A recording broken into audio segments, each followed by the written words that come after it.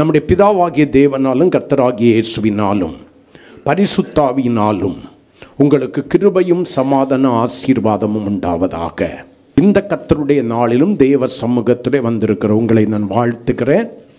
கர்த்தர் நம்மை தொடர்ந்து ஆசீர்வதிப்பாராக. அல்லேலூயா.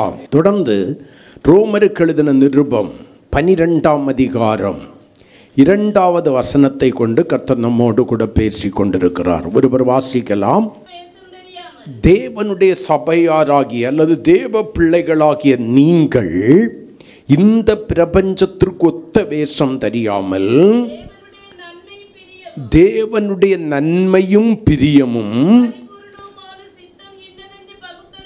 பரிபூரணமான சித்தம் இன்னதென்று பகுத்தறியத்தக்கதாக உங்கள் மனம் புதிதாகிறதுனாலே மறுரூபமாகுங்கள். அல்லேலூயா.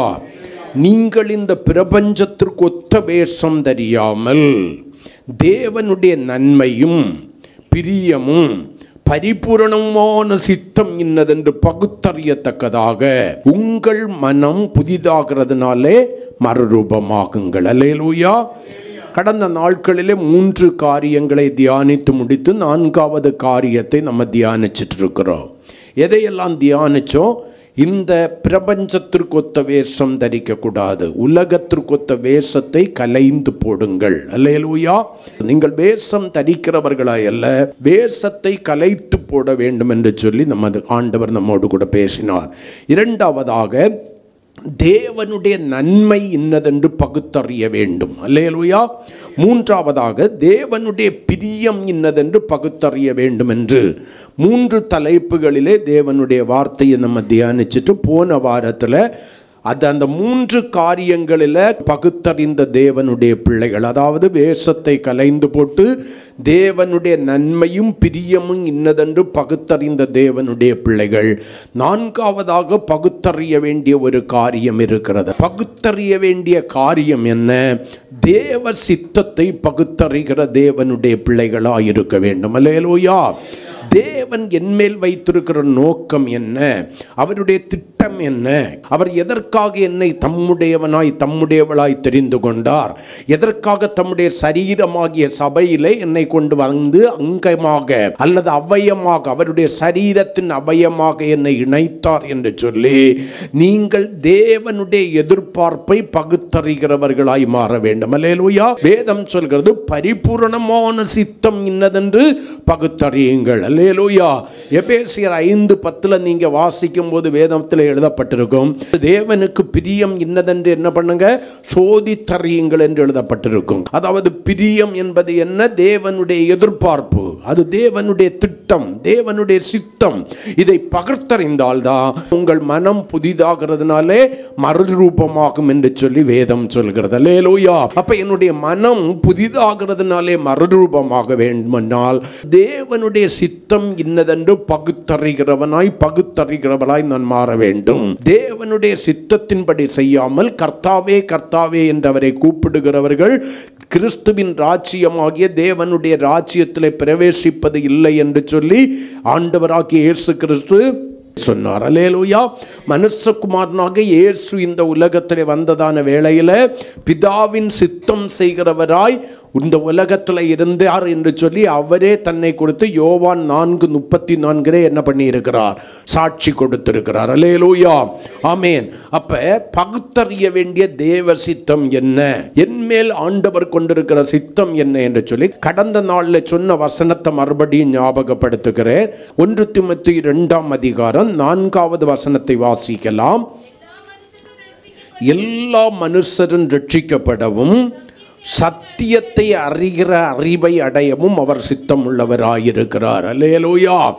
கர்த்தராகிய இயேசு கிறிஸ்துவினுடையதான ரட்சிப்புக்கென்று தன்னுடைய வாழ்க்கையை அர்ப்பணித்தவர்கள், அந்த ரட்சிக்கப்படுவதற்கென்று தன்னுடையதான வாழ்க்கையிலே கிறிஸ்துவை விசுவாசித்தவர்கள் அதோடு கூட நின்றுவிடக்கூடாது. ஒரு மனம் திரும்பி விட்டு ஒரு ஞானஸ்நானம் எடுத்து விட்டேன், அபிஷேகம் பெற்றேன், நான் என்ன பண்ணுறேன், மாதம் கர்த்தருடைய பந்தியிலே அவருடைய மாம்சத்தை புசித்து இரத்தத்தை பானம் பண்ணுகிறேன், என்னால் முடிஞ்ச காணிக்கையை கொடுக்குறேன், தசம பாகத்தை கொடுக்கிறேங்கிறதல்ல, அதோடு கூட உங்களுடைய வாழ்க்கையை முற்றுப்புள்ளி வைத்து விடக்கூடாது. ரட்சிக்கப்படவும் சத்தியத்தை அறிகிற அறிவை அடையவும் தேவன் சித்தமுள்ளவராயிருக்கிறார். அல்லேலூயா. அப்ப ரட்சிப்பு எப்ப நிறைவேறுகிறது என்று கடந்த நாட்களில் நம்ம தியானிச்சிருக்கிறோம். அல்லேலூயா. ஆண்டவராகிய இயேசு கிறிஸ்து மணவாளனாக நடுவானத்திலே வருகிறதான வேளையிலே கிறிஸ்துவுக்குள்ளாய் மரித்தவர்களாயிருந்தால் முதலாம் உயிர்த்தெழுதலுக்கு யார் யார் பங்குள்ளவர்களாயிருக்கிறார்களோ அவர்களுக்கு ஆத்தும ரட்சிப்பு கிடைக்கும். அல்லேலூயா. உயிரோடு இருக்கிற நாமும் நொடிப்பொழுதிலே மறுரூபமாவதற்கு தகுதி உடையவர்களாயிருந்தால் நமக்கு ஆத்தும ரட்சிப்பு கிடைக்கும். ஆகையினால தான் பவுலும் சொல்றாரு, ரட்சிப்பு நிறைவேற என்ன பண்ணுகிறேன்? பிரயாசப்படுகிறேன் என்று சொல்கிறார். பிரயாசம், முயற்சிக்கிறேன். நான் சில காரியங்களை செய்திருக்கிறபடினாலே ரட்சிக்கப்பட்டேன் என்றல்ல, ரட்சிப்பு நிறைவேறுவதற்கு பிரயாசப்படுகிறேன். அதுல நீங்க கற்றுக்கொள்ள வேண்டிய ஒரு காரியம் என்ன? ரட்சிக்கப்படுவதற்கென்று அழைக்கப்பட்டிருக்கிற தேவனுடைய பிள்ளைகளாகிய நீங்கள் உங்களுடைய ரட்சிப்பு நிறைவேறுவதற்கு பிரயாசப்படுகிற தேவனுடைய பிள்ளைகளாகிய நீங்கள் அந்த ரட்சிப்பு உங்களுடைய வாழ்க்கையிலே நிறைவேற வேண்டுமே ஆனால் சத்தியத்தை அறிகிற அறிவை நீங்கள் அடைய வேண்டும். சத்தியம் என்றால் என்ன? இயேசுவே சத்தியம். சத்தியம் என்றால் என்ன? அவருடைய வசனம் சத்தியம். ஆமென். வசனம் அவரும் ஒன்றாய் இருக்கிறபடியினால ஆதியிலே ஒரு வார்த்தை இருந்தது, அந்த வார்த்தை தேவனிடத்தில் இருந்தது, அந்த வார்த்தை தேவனாயிருந்தது. அப்ப அந்த வார்த்தை தான் வசனம். அந்த வார்த்தை தான் மாம்சமாகி இந்த உலகத்தில் மனுஷகுமாரனாக வந்தது. அவருக்கு பேரு தான் இயேசு கிறிஸ்து. அல்லேலூயா. அப்ப இயேசு தான் சத்தியம். அப்ப இயேசுவை அறிகிற அறிவு நம்மிலே பெருக வேண்டும் என்று சொல்லி வேதம் சொல்லுகிறது. அப்படி சில காரியங்களை நம்ம தியானிச்சோம். அல்லேலூயா. ஏன் நான் சத்தியத்தை அறியணும்? சத்தியத்தை அறிகிறதுனால எனக்கு என்ன நன்மை இருக்கிறது? ஏன் ஆண்டவர் சத்தியத்தை அறிகிற அறிவை அடையும்படி என்னை அழைக்கிறார்? யோவான் எழுதின சுவிசேஷம் 8ஆம் அதிகாரம் 32வது வசனத்தை வாசிங்க. சத்தியத்தையும் அறிவீர்கள், சத்தியம் உங்களை விடுதலையாக்கும். ஆமீன் சொல்லுங்களேன். சத்தியத்தையும் அறிவீர்கள், சத்தியம் உங்களை விடுதலையாக்கும். ஆண்டவராகிய இயேசு கிறிஸ்து ஏன் சத்தியத்தை அறிகிற அறிவை அடைய வேண்டும் என்று நமக்கு சொல்லி இருக்கிறார். அல்லேலூயா. அந்த சத்தியத்தை அறிகிற அறிவு எனக்குள்ளாய் வந்து அந்த சத்தியத்தை அறிய அறிய அறிய எனக்குள்ளாய் ஒரு விடுதலை உண்டாகிறது. நான் சகலவற்றிலிருந்தும் விடுதலையாக்கப்பட்டவனாய் மாற வேண்டும் என்று சொல்லி ஆண்டவர் விரும்புகிறார். நல்லா கவனிங்க. அந்த விடுதலையை எனக்குள்ளாய் கொண்டு வருகிறது என்ன? தேவனுடைய வார்த்தையாகிய சத்தியம் அல்லது கிறிஸ்துவாகிய சத்தியம். அல்லேலூயா. இயேசுவை நான் அறிய அறிய அறிய அவரை போல மாறுகிற ஒரு அனுபவம் என்னுடைய வாழ்க்கையிலே வருகிறது. அவருடைய வார்த்தையை உண்மையாய் தியானிக்க தியானிக்க தியானிக்க என்னுடைய எலும்புகளிலே அக்னி மூள மூள மூள இந்த வசனங்கள் என்னுடைய குறைகளை உணர்த்துகிறதான வேளையில அதை நான் ஒட்டுக்கொண்டு மனம் திரும்பி குணப்படுகிறதான வேளையில இயேசுவை போல நான் மாறுகிற ஒரு அனுபவம் எனக்குள்ளாய் வருகிறது. அல்லேலூயா. ஆகையினால் இந்த யோவான் 8:51 இயேசு சொன்னார், ஒருவன் என் வார்த்தையை கை கொண்டால் அவன் என்றென்றைக்கு மரணத்தை காண்பதில்லை என்று மெய்யாகவே மெய்யாகவே உங்களுக்கு சொல்லுகிறேன். அல்லேலூயா.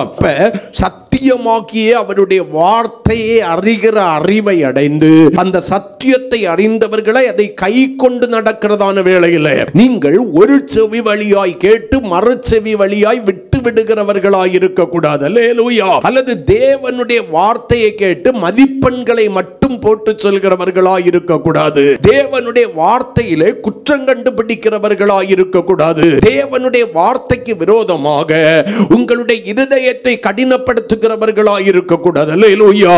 அன்புடன் சத்தியத்தை கை கொண்டு தலையாகிய கிறிஸ்துவுக்குள் எல்லாவற்றிலும் நீங்கள் வளரும்படி அப்ப அந்த சத்தியத்தை அறிய அறிய அந்த சத்தியத்தை எந்த அளவிற்கு நான் கை கொண்டு நடக்கிறேனோ அந்த அளவிற்கு தலையாகிய கிறிஸ்துவுக்குள் எல்லாவற்றிலும் வளருகிறவனாய் நான் மாறுகிறேன். ஆகையினால் தான் வேதம் சொல்லுகிறது, எல்லா மனுஷரும் ரட்சிக்கப்படவும் சத்தியத்தை அறிகிற அறிவை அடையவும் வேண்டும் என்று சொன்ன வேதம் எனக்கு சொல்லுகிறது, நீங்கள் சத்தியத்தை அறிவீர்கள், சத்தியம் உங்களை விடுதலையாக்கும். ஆமென். எந்த அளவிற்கு கிறிஸ்துவையும் அவருடைய வசனங்களையும் அறிந்திருக்கிறீர்களோ, எந்த அளவிற்கு அளவிற்கு ஆழமான அனுபவத்திற்குள்ளாய் நீங்கள் கடந்து செல்கிறீர்களோ அந்த அளவிற்கு தான் இந்த அனுபவம் உங்களிலே பெருக ஆரம்பிக்கும். ஆமென் சொல்லுங்களேன்.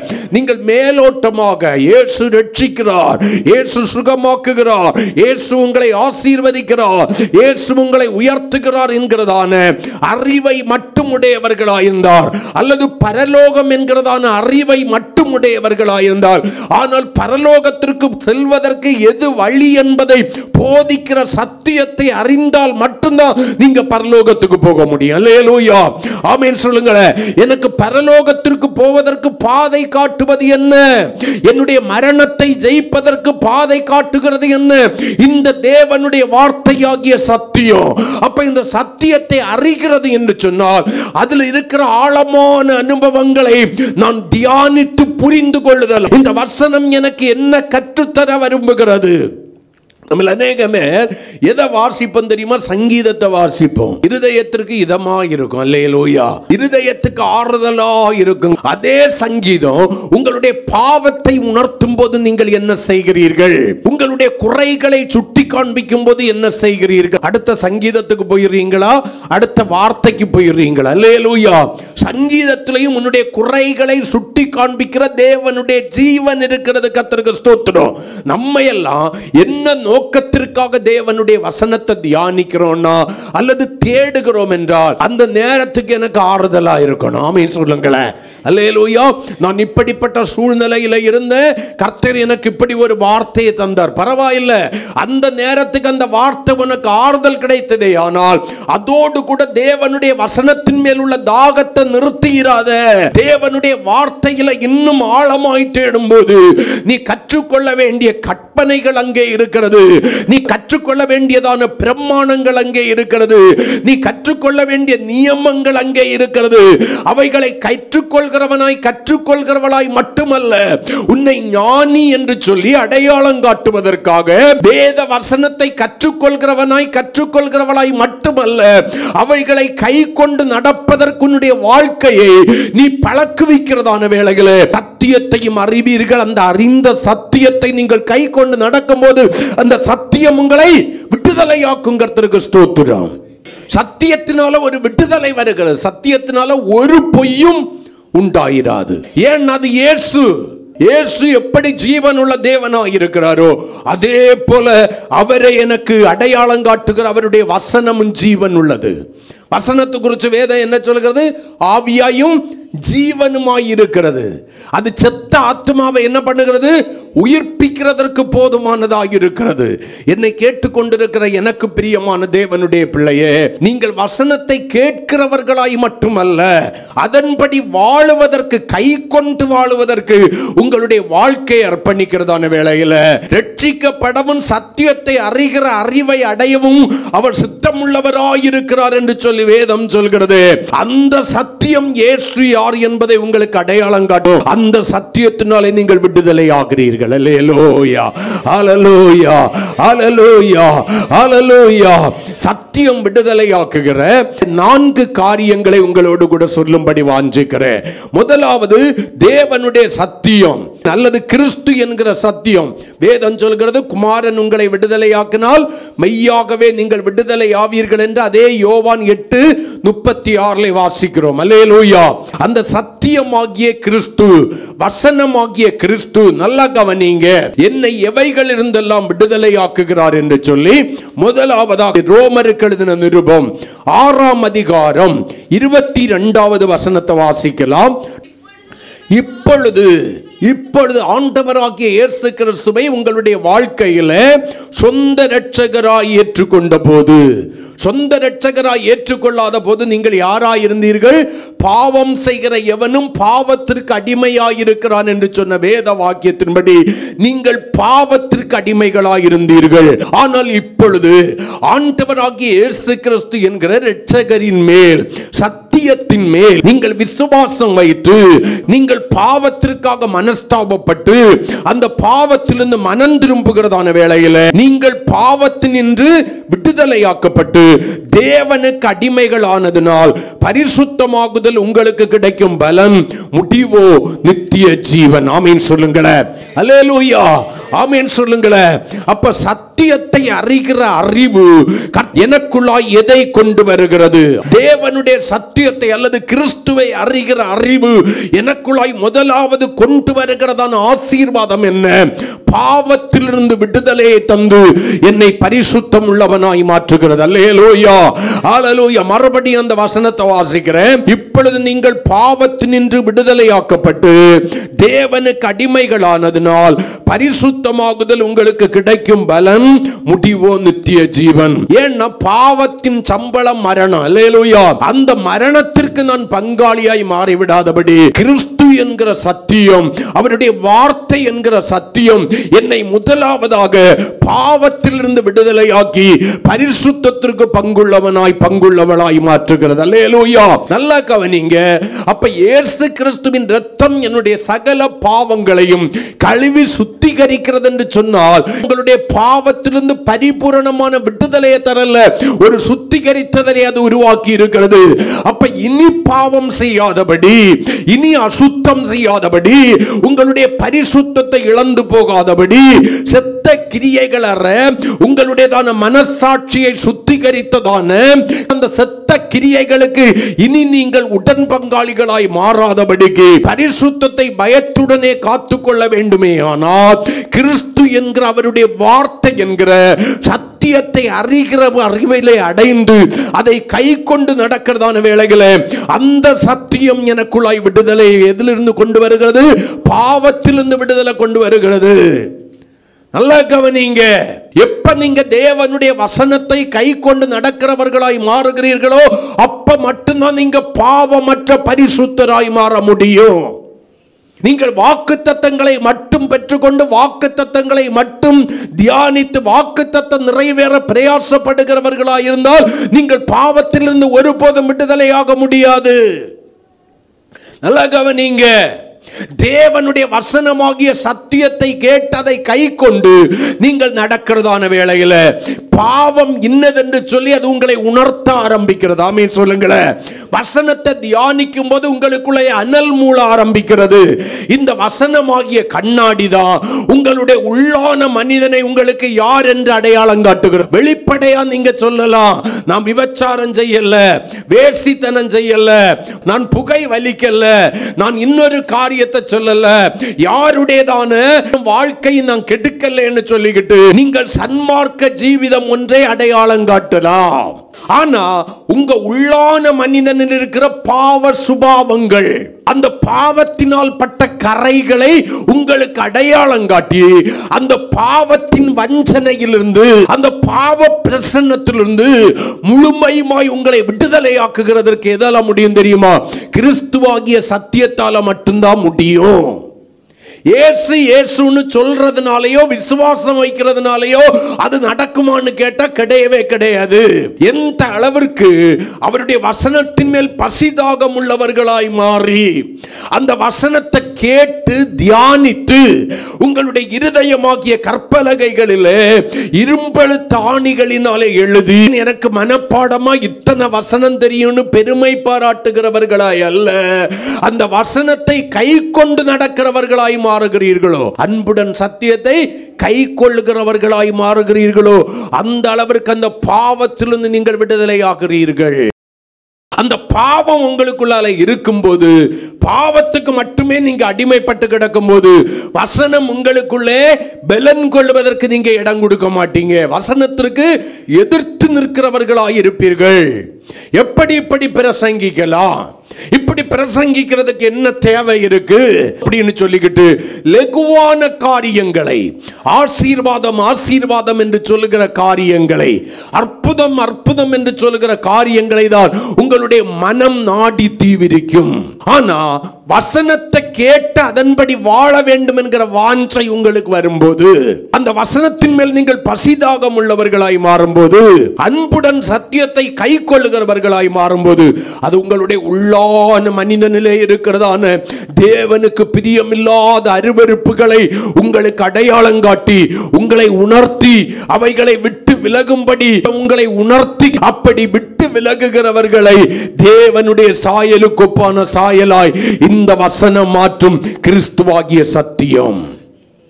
நீங்க ஒரு 4-5 காரியங்களை நான் கை கொண்டிருக்கிறேன், இதுதான் எனக்கு ரட்சிப்பை நித்திய ஜீவனையும் கொண்டு வரணும்னு நினைச்சிடாதீங்க.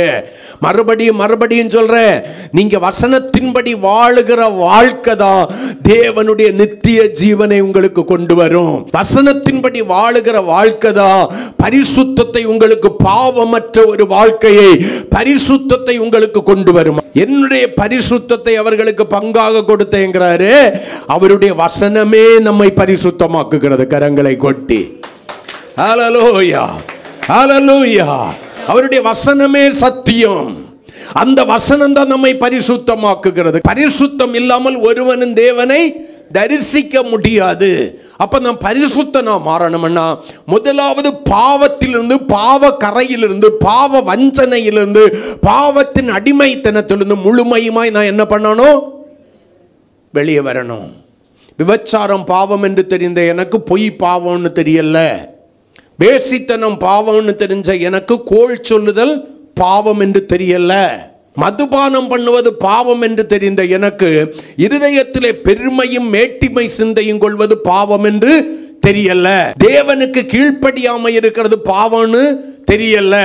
எவ்வளவுதான் கர்த்தர் எங்கூட பேசினாலும் செவிட்டு விரியனை போல நான் இருக்கிறது பாவம் என்று எனக்கு தெரியல. இந்த வசனத்தின்படி தான் கர்த்தர் என்னை நியாயம் தீர்ப்பார் என்று எனக்கு தெரியல. இவைகளை எல்லாம் பாவம் என்று எனக்கு அடையாளம் காண்பித்து என்னை பரிசுத்த பாதைக்கு நேராய் திருப்புகிற விடுதலையின் வல்லமை நிறைந்ததுதான் தேவனுடைய வார்த்தையாகிய சத்தியம் அல்லது கிறிஸ்துவாகிய சத்தியம். அது முதலாவது உங்களை பாவத்திலிருந்து விடுதலையாக்கி பரிசுத்தத்திற்கு உங்களை பங்குள்ளவர்களாய் மாற்றுகிறது. அப்போஸ்தலனாகிய பவுல் ரோமர் 7:24 வாசிக்கிறதான வேளையில ஒரு வசனத்துல சொல்லுவாரு, நிர்பந்தமான மனுஷன் நான், இந்த மரண சரீரத்தில் நின்று யார் என்னை விடுதலையாக்குவார்? அல்லேலூயா. யார் என்னை விடுதலையாக்குவார்?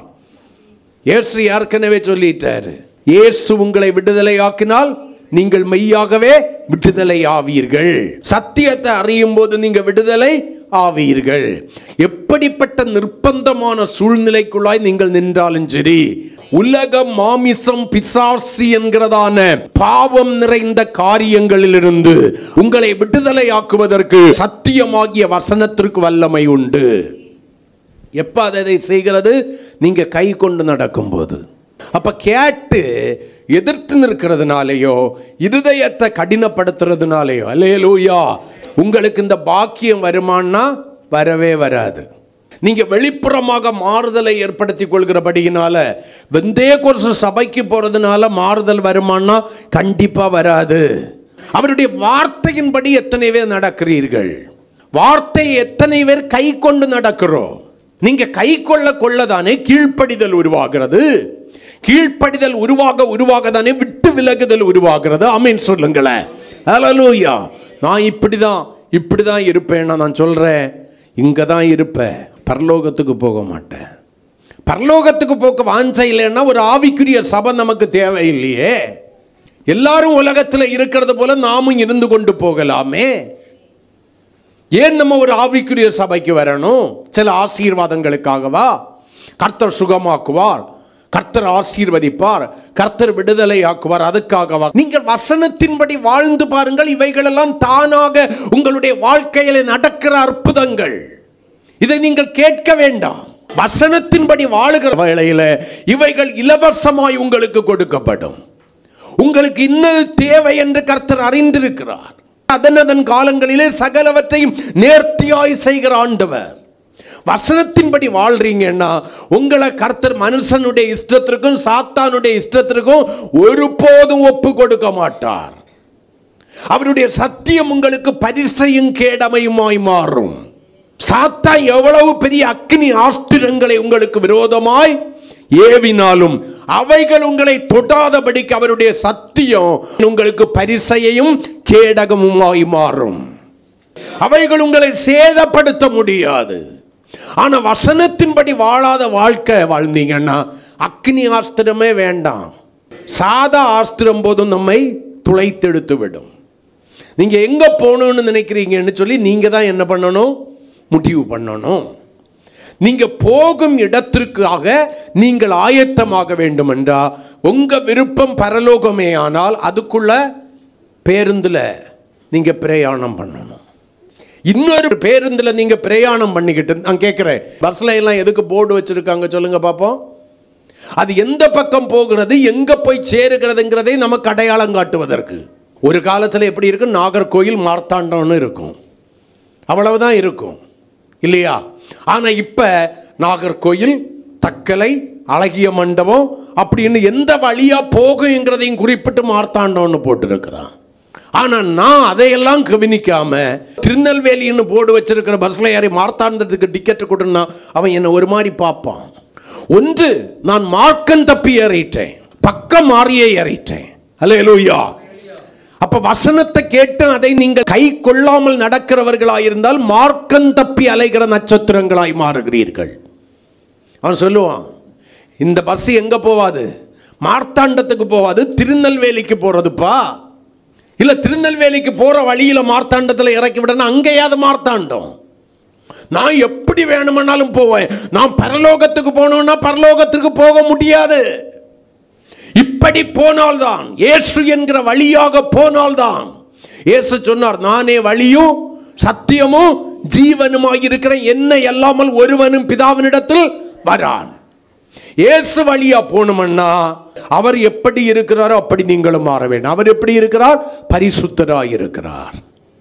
அவர் ஒளியாய் இருக்கிறது போல நாமும் ஒளியிலே நடக்க வேண்டும், ஒளியிலே இருக்க வேண்டும் என்று ஆண்டவர் விரும்புகிறார். ஆனா நான் இருளில் தான் இருப்பேன், பாவத்தை விட மாட்டேன், பாவம் செய்துகிட்டு ஜஸ்ட் டைம் பாஸ்ன்னு நீ சொல்லுவேன்னா உன்னுடைய ரட்சிப்பின் திட்டம் டைம் பாஸா தான் மாறும். முடிவில் நீ எங்க போய் டைமை கழிக்கணும்னா நரகத்தில் போய், அவியாத அக்கினி, சாகாத புழுக்கள். நான் எப்படி போனாலும் பரலோகத்துக்கு போவேங்கிறதுக்கு இயேசு தேவையில்லை, ஏன்னா அங்க பரலோகமும் இல்லை. அல்லேலூயா. இப்படி போனாலும் நானே வழி, நான் தான் வழி, என் வழியாய் ஒருவன் உட்பிரவேசித்தாதான் என்ன பண்ணுவான், உள்ளும் புறமும் சென்று மேய்ச்சலை கண்டடைவான். ஏன் வழியா நடந்தாதான் நீ பரலோகத்துக்கு போக முடியும்னு ஆண்டவரே தெளிவா சொல்லிட்டாரு. இதுக்கு மேல நான் எனக்கு பிடிச்ச வழியில தான் நடப்பேன், யாருக்காகவும் என்னை மாற்றி, நீ யாருக்காகவும் மாற்றிக்கொள்ள என்று நான் உன்னை சொல்லவில்லை. சொல்லுவது என்னுடைய வேலையும் அல்ல, நான் சொல்லுகிறேன் உனக்காக தான் நீ உன்னை மாற்றிக்கொள்ளணும். ஆமீன் சொல்லுங்களேன். அல்லேலூயா. உனக்காக மட்டும்தான். நீ மாறுறதுனால எனக்கு லாபம் இல்லை. உன்னை அது பரலோகத்தில் கொண்டு போய் சேர்க்கிறது. இப்படி இருந்தாதான் பரலோகமான்னு கேட்டா அப்படி இருந்தாதான் பரலோகம். அப்ப அவங்க அப்படி சொல்றாங்க, இவங்க இப்படி சொல்றாங்கன்னா அது எனக்கு தெரியாது. அவர்கள் அறிந்திருக்கிற அறிவு அவ்வளவுதான். அவர்கள் கிறிஸ்துவை அறிந்திருக்கிற அறிவு என்னது? உலக நன்மைகளுக்காக, அழிந்து போகிற காரியங்களுக்காக தான் கிறிஸ்துவை அறிந்திருக்கிறார்கள் என்று சொல்லுவேன். அழியாமையை தேடுகிறவன் தான் சத்தியத்தை கை கொண்டு நடக்கிற நீதியுள்ள ஜாதியாய் மாற முடியும்.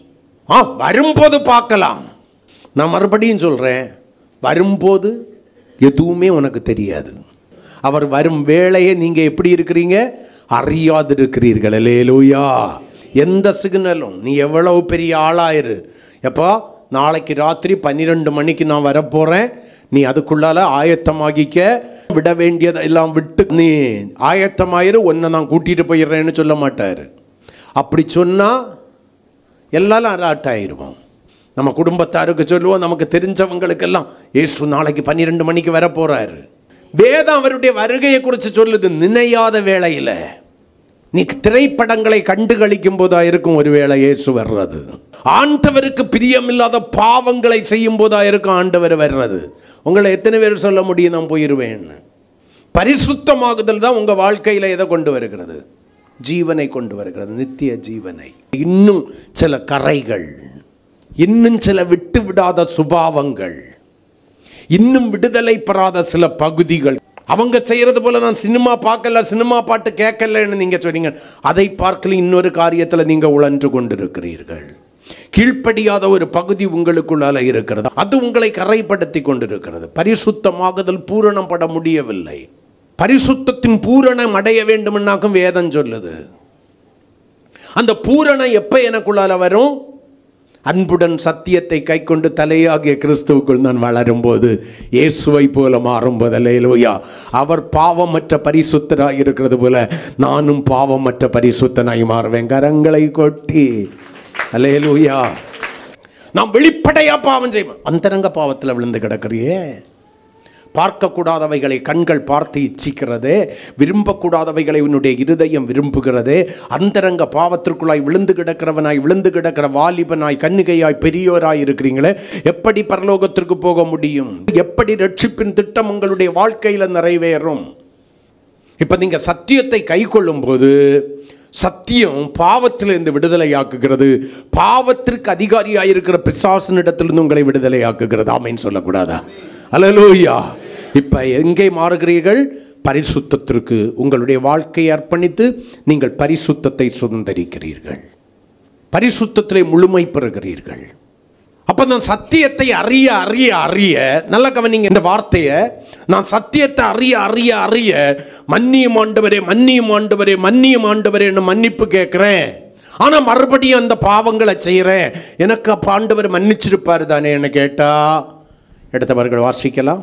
எபிரேயருக்கு எழுதின நிருபம் 10ஆம் அதிகாரம் 26, 27 வசனங்களை, அதுல 25 வாசிச்சு பார்த்தீங்கன்னா ரொம்ப நல்லா இருக்கும். 25 சொல்லும், சபை கூடி வருதலை சிலர் விட்டு விடுகிறது போல நாமும் விட்டு விடாமல் ஒருவருக்கொருவர் புத்தி சொல்ல கடவோம். நாளானது சமீபித்து வருகிறதை எவ்வளவாய் பார்க்கிறீர்களோ அவ்வளவாய் புத்தி சொல்ல வேணும். ஏன் சபை கூடி வருதலை சிலர் விட்டு விடுகிறது போல நீங்க விட்டு கூடாது. சபை கூடி வருதலை எப்பொழுது விட்டு விடுகிறீர்களோ அப்பொழுதே மறுபடியும் சத்தியத்தை அறிகிற அறிவை இழந்து நீங்கள் பாவம் செய்கிறவர்களாய் மாறுவீர்கள்.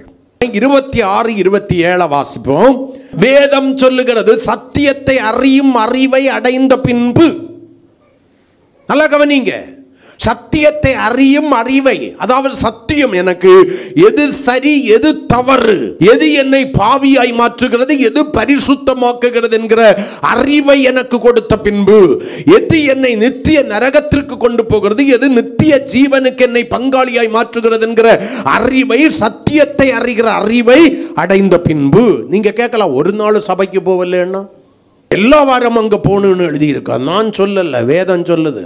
சபை கூடி வருதலை சிலர் விட்டு விடுகிறது போல நீங்கள் விட்டு விடாதிருங்கள். ஏன்னா சபையில தான் கர்த்தர் என்ன பண்றாரு, டிவி பெட்டிக்குள்ளால இல்ல. இப்ப நல்லா கவனிங்க, நல்லா கவனிங்க. சத்தியத்தை அறியும் அறிவை அடைந்த பின்பு, வசனம் இன்னதென்று அறிந்த பின்பு, பாவம் இன்னதென்று, பரிசுத்தம் இன்னதென்று அறிந்த பின்பு, பரலோகத்திற்கு என்னை கொண்டு சேர்க்கிறதான வழி இன்னதென்று அறிந்த பின்பு, நாம் மனப்பூர்வமாய் பாவம் செய்தால், ஹல்லேலூயா அல்லேலூயா. மனப்பூர்வம்னா என்ன? இது செய்யக்கூடாது, இது தவறு என்று தெரிந்த பின்பு நான் செய்வது மனப்பூர்வம். அல்லேலூயா. இதை பார்க்க கூடாது, அப்படி தெரிஞ்ச பின்பு நாம் பார்க்கிறது மனப்பூர்வம். சத்தியத்தை அறியும் அறிவை அடைந்த பின்பு நாம் மனப்பூர்வமாய் பாவம் செய்கிறவர்களாயிருந்தால், அடுத்த வார்த்தை சொல்லுது, பாவத்து நிமித்தம் செலுத்தத்தக்க வேறொரு பலி இனி இராமல். மன்னி மன்னி மன்னி மன்னி மன்னின்னு கேட்ட உடனே மன்னிப்பாருன்னு நினைக்காம, நியாய தீர்ப்பு வரும் என்று பயத்துடனே எதிர்பார்க்குதலும் விரோதிகளை பட்சிக்கும் கோபாக்கினையுமே இருக்கும். யாருக்கு எழுதப்பட்டிருக்கு? பழைய ஏற்பாட்டுக்கா புதிய ஏற்பாட்டுக்கா? நீ அறியாம செய்துகிட்ட ஆண்டவரே மன்னியுன்னு சொன்னா கர்த்தர் மன்னிப்பாரு, மன்னிக்க மாட்டாருன்னு நான் சொல்லல. ஆனால் அறிகிற அறிவை அடைந்த பின்பு மனப்பூர்வமாய், இது தவறு என்று தெரிந்த பின்பு அந்த தவறை மனப்பூர்வமாய் துணிகரம் கொண்டு செய்வாயானால், இது தேவனையும் என்னையும் பிரிக்கிறது, பரலோகத்திற்கு என்னை தூரமாக்குகிறது என்று தெரிந்த பின்பு மனப்பூர்வமாய் பாவம் செய்வாயானால், வேதம் சொல்லுகிற வார்த்தையை பாருங்க, மறுபடியும் வேதம் சொல்லுகிறத பாருங்க, பாவங்களின் நிமித்தம் செலுத்தத்தக்க வேறொரு பலி இனி இல்லாமல். இனி ஒரு முறை கிறிஸ்து மனிதனாக வந்து உனக்காக பாவமாக்கப்பட்டு சாபமாக்கப்பட்டு கல்வாரி சிலுவையிலே மரணத்தை ருசி பார்த்து இரத்தத்தை சிந்தி நித்திய மீட்பு உனக்கு கொடுக்க போவதில்லை. அதையெல்லாம் செலுத்தி தீர்த்திட்டாரு.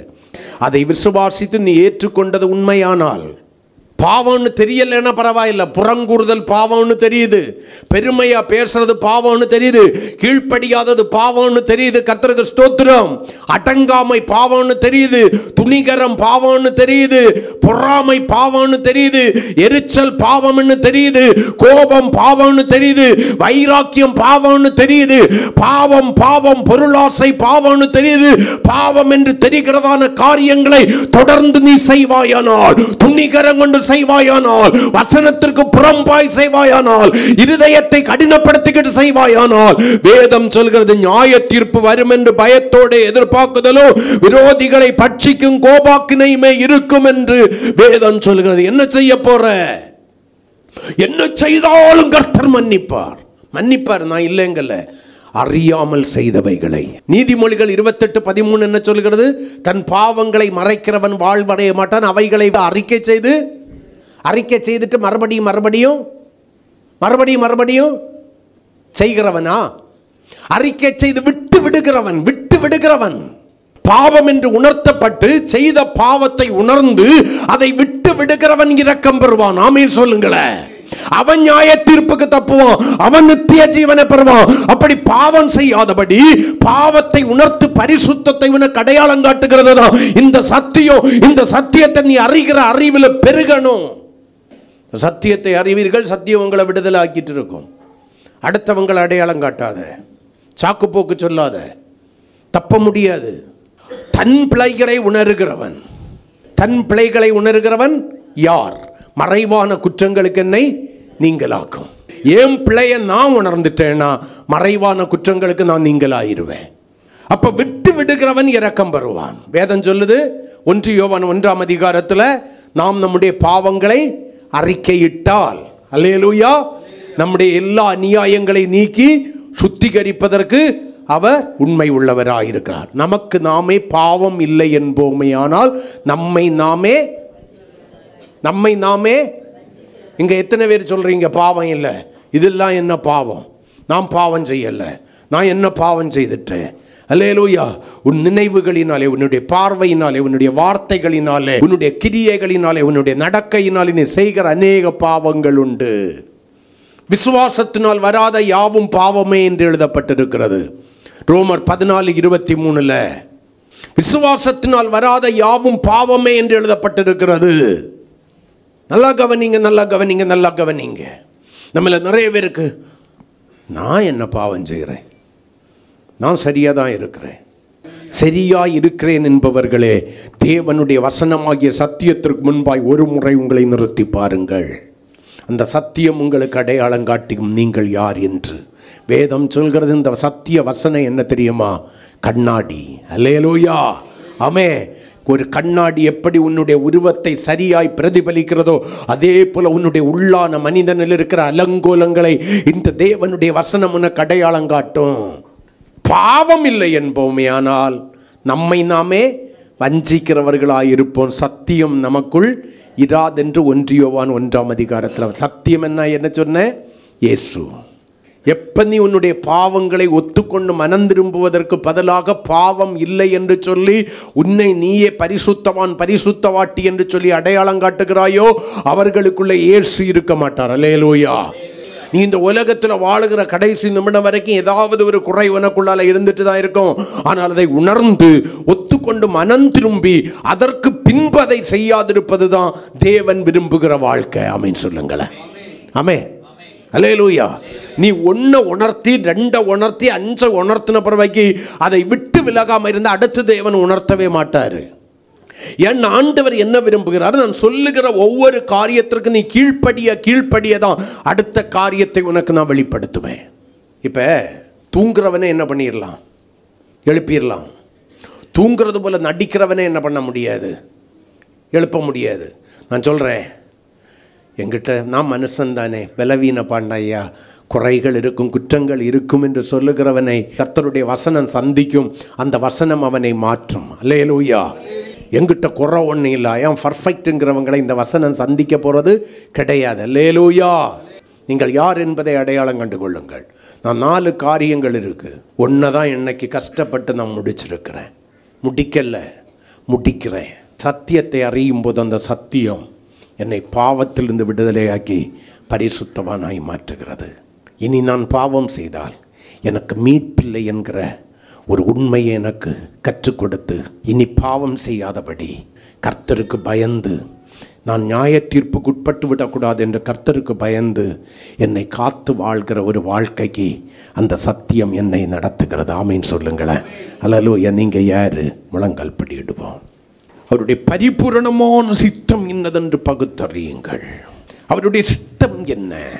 தேவனுடைய பிள்ளைகள் சத்தியத்தை அறிகிற அறிவை அடைய வேண்டும். சத்தியத்தை அறிய வேண்டும். சத்தியம் என்றால் என்ன? இயேசுவும் அவருடைய வார்த்தையும். ஏன் நான் சத்தியத்தை அறிய வேண்டும்? சத்தியத்தை அறிவதனால் எனக்கு லாபம் என்ன? வேதம் சொல்லுகிறது, சத்தியத்தை அறிவீர்கள், சத்தியம் உங்களை விடுதலையாக்கும்.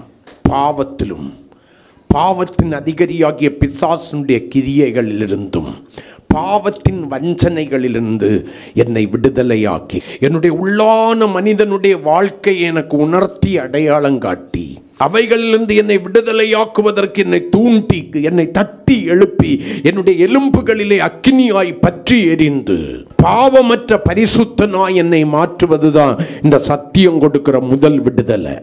அந்த விடுதலையை நான் பெற்றுக்கொள்ளலைன்னா நான் நரகாக்கினையின் பிள்ளையாய் மாறி விடுவேன். இந்த பகல் காலத்துல நான் எல்லாத்துலேயும் சரின்னு நினச்சிக்கிட்டு இருக்கிறீங்களா? நான் எல்லாத்துலேயும் சரின்னு நினச்சிக்கிட்டு இருக்கிறீங்களா?